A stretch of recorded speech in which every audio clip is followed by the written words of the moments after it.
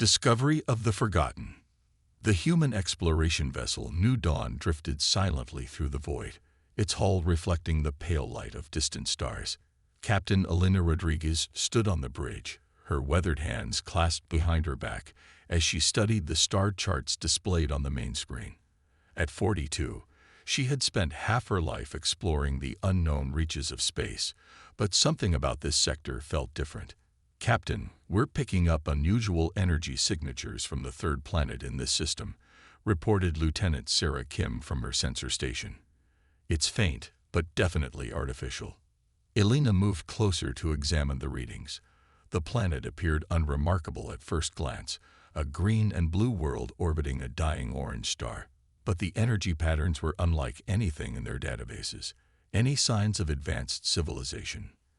"That's the strange part, ma'am. The energy signatures suggest technology, but nothing we classify as advanced. More like organic technology, if that makes sense." Dr. Marcus Chen, the ship's chief xenobiologist, looked up from his research station with interest. Organic technology. That could indicate a species that developed along biological rather than mechanical lines.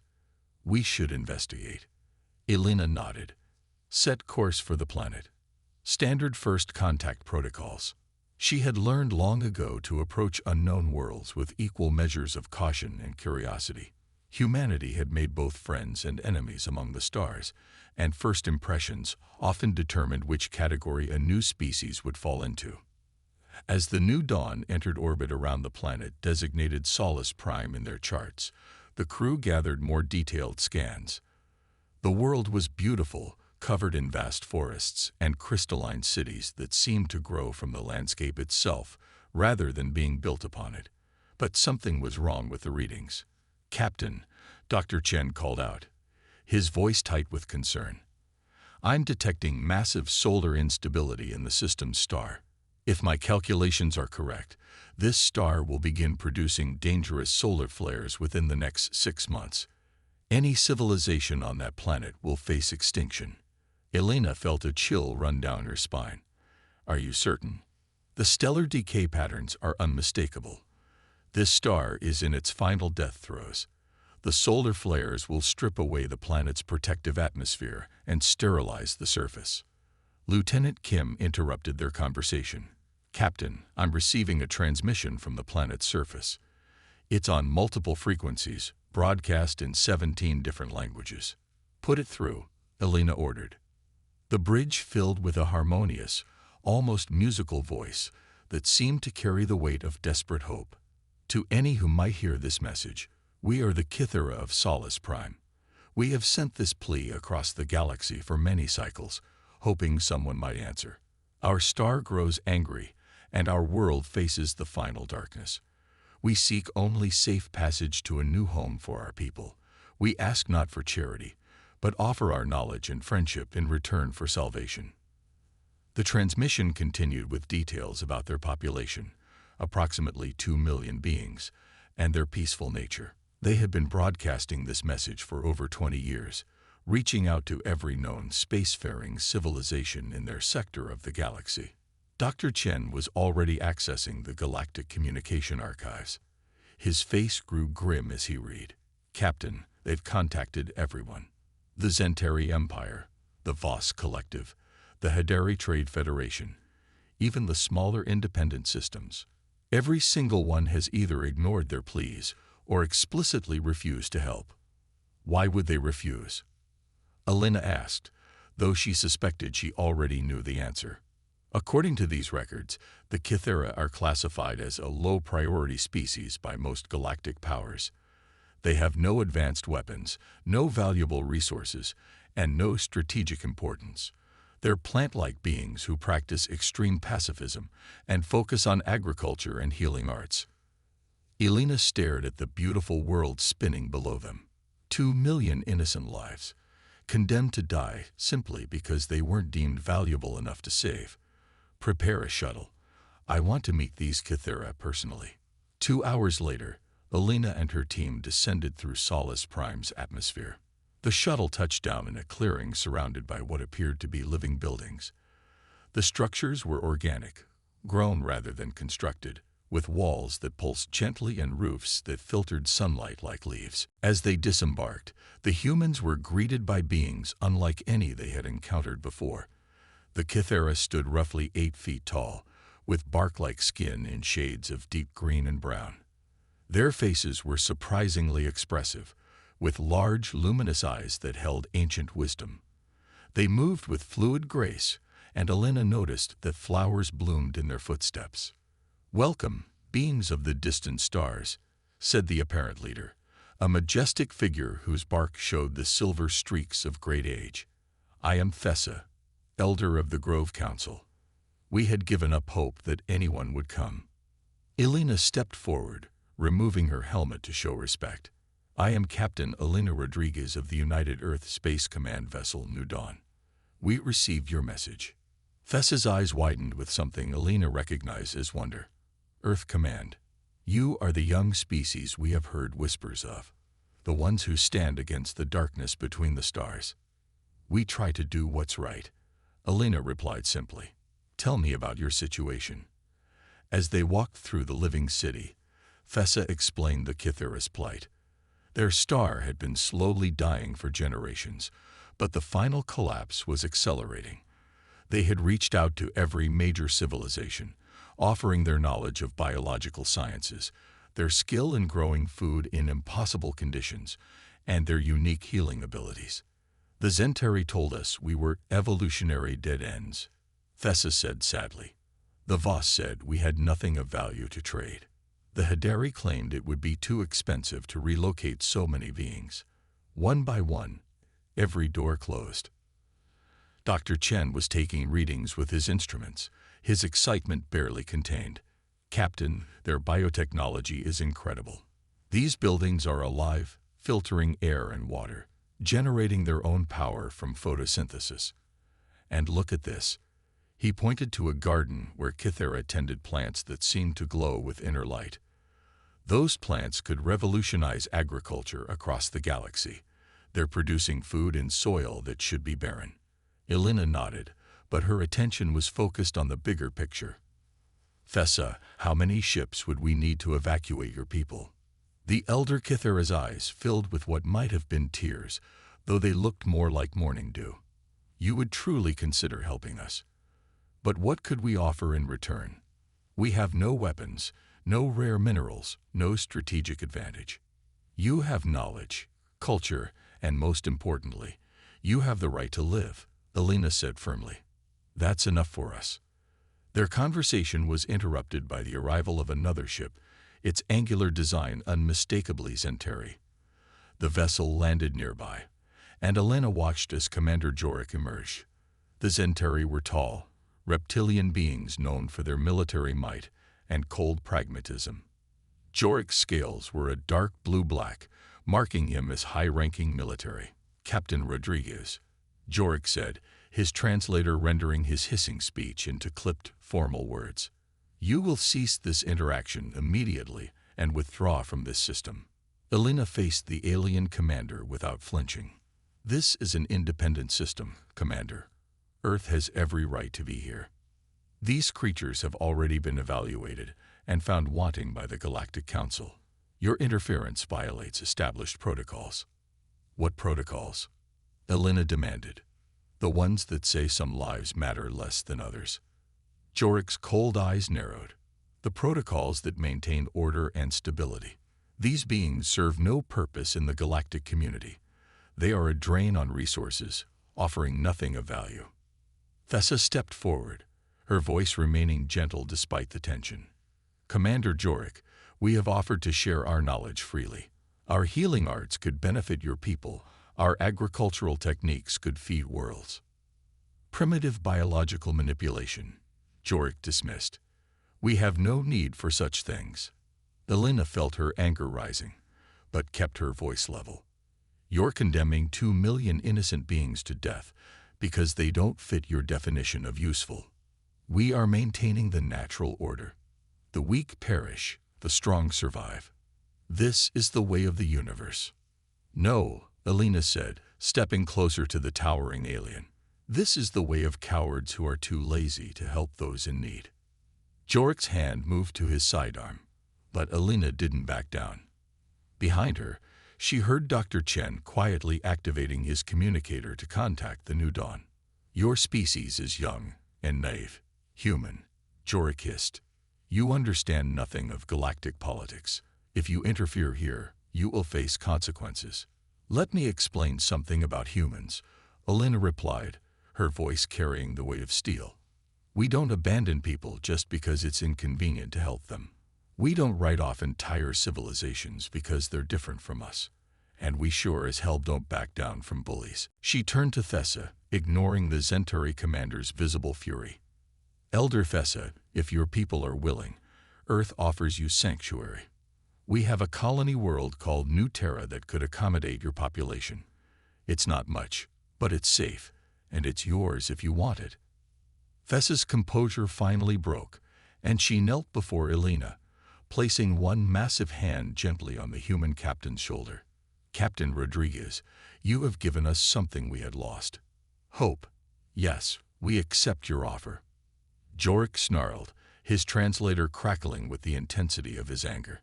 This is not over, human. The Zentari Empire will not forget this insult. Neither will humanity, Alina replied, watching as the Zentari commander stalked back to his ship. Neither will we. As Jorik's vessel lifted off, Alina turned back to Thessa. We need to start evacuation procedures immediately. How quickly can your people be ready to leave? We have been prepared for many cycles, Captain. We need only time to gather our seedlings and our most precious memories. Alina looked up at the dying star, then at the living city around them. Then let's get started. We have a lot of work to do, and not much time to do it. Dr. Chen approached with his final readings. Captain, we're going to need at least 15 heavy transport ships to evacuate everyone safely. That's more than our entire fleet. Alina smiled grimly. Then we'll have to be creative. Send a message to Earth Command. Tell them we found something worth fighting for. Humanity's stand. The communication from Admiral Sarah Chen reached the New Dawn 3 days later, and Alina could hear both pride and concern in her commanding officer's voice. Captain Rodriguez, your request for evacuation support has been approved. However, I must inform you that the Zentari Empire has filed formal complaints with the Galactic Council and is threatening economic sanctions against Earth if we proceed. Alina stood in her ready room, the weight of command heavier than ever. Through her viewport, she could see the construction of temporary habitats on Solus Prime's surface. The Kythera worked alongside her crew with remarkable efficiency, their biological technology meshing seamlessly with human engineering. Admiral, what's the official position of Earth Command? The official position is that Earth does not recognize the authority of other species to determine which civilizations deserve to survive.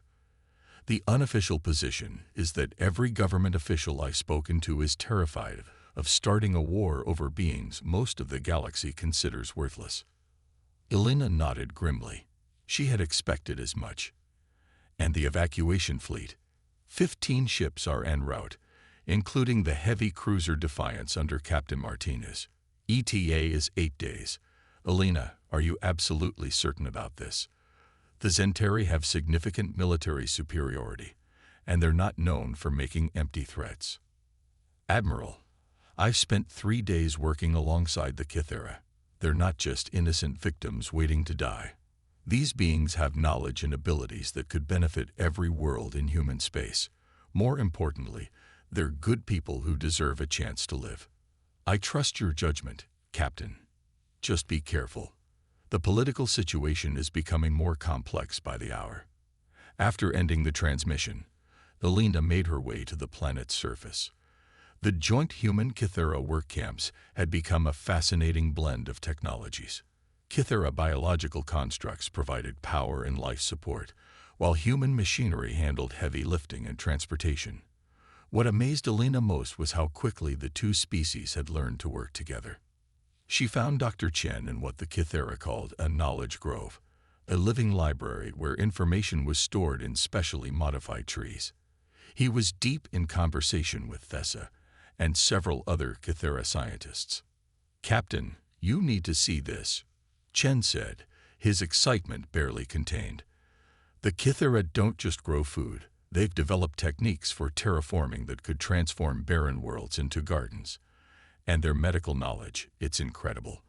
They can regrow lost limbs, cure genetic diseases, even extend lifespans significantly." Fessa's luminous eyes focused on Elena. "Dr. Chen has been helping us understand why other species rejected our offers. It seems our gifts were seen as threats to existing medical and agricultural industries." Elena felt pieces of a larger puzzle clicking into place. The Zentari don't want you dead because you're worthless. They want you dead because you're too valuable. More specifically, added another Kithara scientist named Veltar, "our knowledge could make their expensive synthetic foods and manufactured medicines obsolete. A galaxy where every world could grow its own abundant food and heal its own sick would be a galaxy with very different power structures." Before Elena could respond, Lieutenant Kim's voice crackled through her communicator. "Captain, we have incoming ships. Multiple vessels, various configurations, approaching from different vectors." Elena's blood ran cold. "Zentari." "Negative, ma'am. The IFF signatures show Voss Collective, Adari Trade Federation, and 3 other major powers. It looks like they're coordinating." Elena cursed under her breath. The Zentari had called in favors. "I'm on my way up. All personnel, prepare for possible hostile contact." As the shuttle lifted off from Solace Prime, Elena's mind raced through possible scenarios. None of them were good. The combined fleets now approaching could easily overwhelm the New Dawn and prevent any evacuation. On the bridge, the tactical display showed a grim picture. 7 alien fleets, representing most of the major galactic powers, had formed a blockade around Solace Prime. The lead ship, a massive Zentari dreadnought, was broadcasting on all frequencies. "Human vessel New Dawn. This is Fleet Commander Yexte of the Zentari Imperial Navy. You are ordered to withdraw immediately from this system and abandon your unlawful interference with the natural order." Elena took a deep breath and activated the ship's communications. "Fleet Commander, this is Captain Elena Rodriguez. We are conducting a humanitarian evacuation of beings facing extinction. We have every legal right to be here. You have no rights here, human. This matter has been decided by the Galactic Council. These creatures are to be left to their fate." "The Galactic Council doesn't speak for humanity," Elena replied firmly. "We never agreed to abandon people just because it's convenient for your politics." The response came from a different ship, the distinctive angular design of a Voss Collective cruiser. "Captain Rodriguez, I am Trade Marshal Corvin of the Voss Collective. Your actions threaten the stability of established trade routes and medical supply contracts worth trillions of credits. Cease this activity immediately." Elena looked at her crew, seeing determination in their faces despite the overwhelming odds. "So that's what this is really about. You're not worried about galactic stability or natural order. You're worried about losing money." "Economic stability maintains peace," replied another voice, this one from a Hadari vessel. "Your actions could destabilize entire sectors." Elena thought of Fessa and her people, working desperately to preserve what they could of their civilization before the solar flares began. "Let me make something clear to all of you. Humanity will not be bullied into abandoning people in need. We don't care about your trade routes or your profit margins. We care about doing what's right. Your righteousness will not protect you from the consequences of this action," Yextai growled. The communication channel filled with static as another voice cut through, this one broadcasting from the edge of the system. "This is Captain Maria Martins of the United Earth Cruiser Defiance. Any hostile action against the New Dawn or the evacuation fleet will be considered an act of war against Earth." Elena's heart leaped as she saw 15 human ships dropping out of hyperspace in perfect formation. They were outnumbered, but no longer alone. "Captain Martinez, good to see you," Elena said, relief evident in her voice. "Wouldn't miss it for the world, Elena. Besides, orders from the top. Earth stands with those who need standing with. The alien fleets regrouped, clearly not expecting such a strong human response.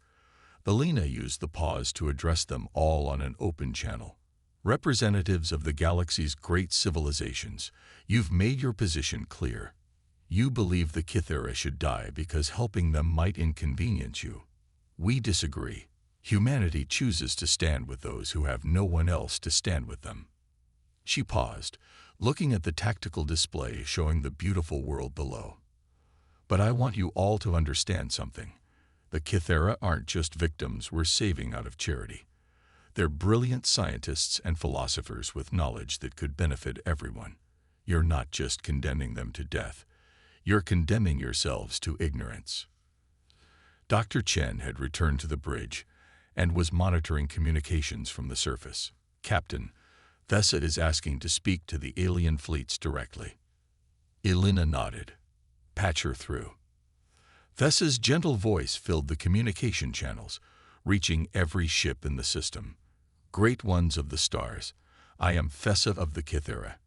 For 20 cycles, we have offered our friendship and knowledge freely to any who would listen. We asked only for the chance to continue existing, to continue learning and growing and sharing what we know. Her voice remained calm despite the desperate situation. You see us as worthless because we do not make weapons or conquer worlds. But we can show you how to heal the sick, how to grow food on worlds you thought barren, how to extend life and reduce suffering. These gifts we offer freely, asking only for the right to live. There was a long silence on all channels. Then, surprisingly, a new voice joined the conversation. It came from one of the smaller alien vessels, a ship Elena didn't recognize. This is Captain Thole of the Marin Republic. My government has reconsidered its position. We would like to offer assistance to the evacuation. Elena felt a surge of hope. One by one, other voices joined in. Smaller powers and independent systems began breaking ranks with the major galactic empires. Yextay's fury was palpable. Fools, you risk everything for nothing. No, Elena replied, watching as more ships moved to support the evacuation. We're risking everything for something, for the principle that every life has value, that every civilization deserves a chance to exist. The next few hours were tense as ships repositioned and allegiances shifted. In the end, the major powers found themselves increasingly isolated as smaller civilizations rallied to support the Kythera evacuation. When the first transport ships began lifting off from Solace Prime, carrying their precious cargo of refugees and seedlings, Elena felt tears in her eyes. The evacuation took 6 days, working around the clock as the dying star's instability grew worse. On the final day, as the last transport cleared the planet's atmosphere, the star began its death throes. Massive solar flares erupted, bathing the system in deadly radiation. Solace Prime's atmosphere began to burn away, but by then, it was empty of all life except the plants that had chosen to remain, their final gift to the world that had been their home. Elena stood on the bridge of the new dawn as they prepared to leave the system, watching the beautiful world die in fire and light. Beside her, Thessa observed in silence, her luminous eyes reflecting the cosmic destruction. "Do you regret leaving?" Elena asked softly. "No," Thessa replied. "A world is just soil and water and air. Home is where your people are, where you can grow and learn and share your gifts with others. Thanks to humanity, we have a new home among the stars." 6 months later, Elena stood in the new Terra colony's central plaza, watching human children play alongside young Kythera in gardens that seemed to grow more beautiful each day. The integration had been smoother than anyone dared hope. Human technology and Kythera biological mastery complemented each other perfectly. Dr. Chen approached with his latest reports. The agricultural yields are up 300% across all human colonies using Kythera techniques. The medical breakthroughs are even more impressive. We've eliminated 12 major diseases and extended human lifespan by an average of 30 years. Elena nodded, satisfied. Any word from the Zentari Empire? Actually, yes. They've quietly approached the Kythera through intermediaries, asking if they might be willing to share some of their healing knowledge. Seems the Emperor's personal physician is very interested in life extension techniques. Elena laughed. I suppose even galactic empires eventually realize that ideology doesn't cure old age. As the sun set over New Terra, painting the sky in brilliant colors that seemed to respond to the Kythera's presence, Elena reflected on what they had accomplished. They hadn't just saved a species from extinction. They had proven that doing the right thing, even when it seemed impossible, could change the galaxy itself. The Kythera had found new homes on dozens of worlds now, sharing their gifts freely with any civilization willing to accept them. The major galactic powers had grudgingly accepted the new reality, though Elena suspected they were secretly relieved to have access to Kythera knowledge. But more importantly, smaller civilizations had learned that they didn't have to accept the judgment of the powerful. The galaxy was a little more just, a little more compassionate, because someone had decided that every life mattered. Elena smiled as she watched Thessa teaching a group of human botanists how to coax flowers from barren soil. Sometimes the most important stands weren't about military might or economic power. Sometimes they were simply about refusing to let good people face the dark alone. In the distance, the first stars were appearing in the darkening sky, each one a reminder of the vast universe still waiting to be explored. Elena knew that somewhere out there, other forgotten civilizations were calling for help, wondering if anyone would answer. She hoped they were ready to find out what humanity was really made of.